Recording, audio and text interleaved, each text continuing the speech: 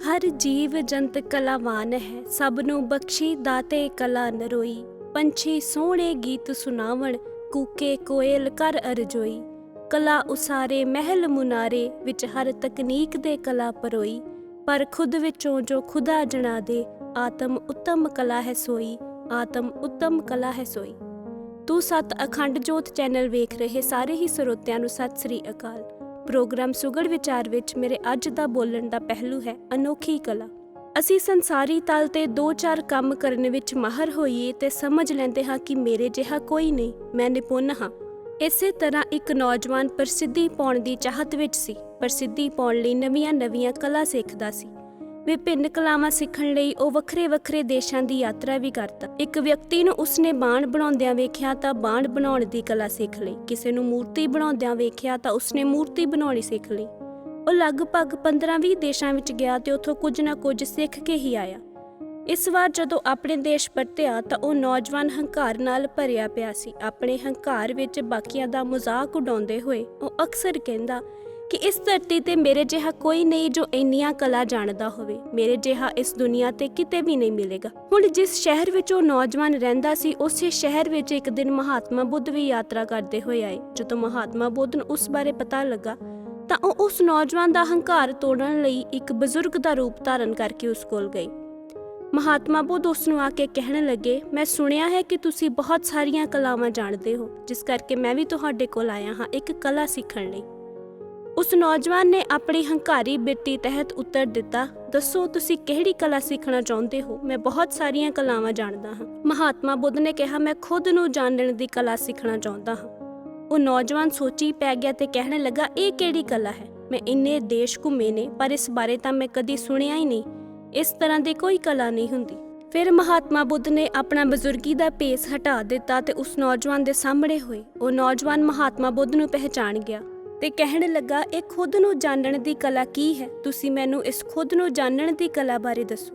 ਮਹਾਤਮਾ ਬੁੱਧ ਕਹਿਣ ਲੱਗੇ, ਖੁਦ ਨੂੰ ਜਾਣਨ ਦੀ ਕਲਾ ਸਭ ਤੋਂ ਉੱਤਮ ਕਲਾ ਹੈ, ਸਭ ਤੋਂ ਮਹਾਨ ਕਲਾ ਹੈ। ਇਹ ਜਾਣਨਾ ਤੁਸੀਂ ਕੌਣ ਹੋ, ਕਿੱਥੋਂ ਆਏ ਹੋ ਤੇ ਕਿੱਥੇ ਜਾਣਾ ਹੈ। ਇਸ ਕਲਾ ਦੇ ਬਿਨਾਂ ਤੁਹਾਡੀ ਹਰ ਦੁਨਿਆਵੀ ਕਲਾ ਅਧੂਰੀ ਹੈ।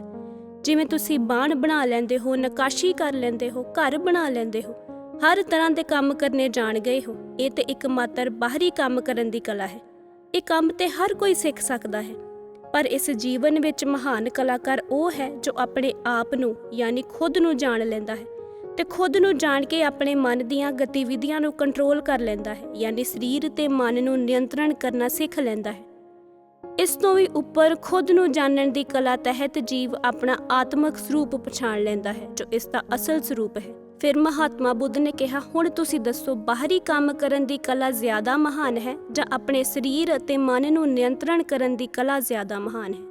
ਇਹ ਸਭ ਸੁਣ ਕੇ ਉਹ ਨੌਜਵਾਨ ਚਕਿਤ ਰਹਿ ਗਿਆ ਤੇ ਢਹਿ ਕੇ ਮਹਾਤਮਾ ਬੁੱਧ ਦੇ ਚਰਨੀ ਪੈ ਗਿਆ। ਇਸ ਭਾਵਨਾ ਤਹਿਤ ਜਿਵੇਂ ਉਸ ਦਾ ਸਾਰਾ ਹੰਕਾਰ ਟੁੱਟ ਗਿਆ ਸੀ।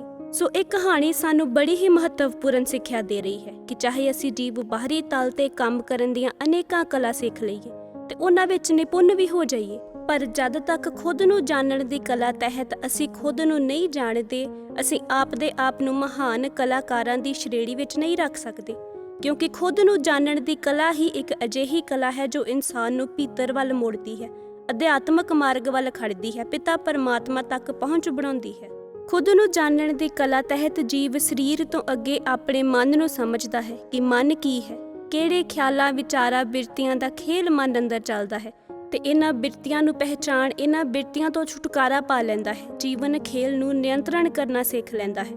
ਇਸ ਤੋਂ ਅੱਗੇ ਆਤਮਿਕ ਸਤਾ ਤੱਕ ਪਹੁੰਚਦਾ ਹੋਇਆ ਆਪਣੇ ਅਸਲ ਸਰੂਪ ਨੂੰ ਪਹਿਚਾਣ ਜਾਂਦਾ ਹੈ। ਇਸੇ ਕਲਾ ਤਹਿਤ ਜੀਵ ਦੀ ਸੂਝ ਸਮਝ ਉੱਚੀ ਹੁੰਦੀ ਹੈ।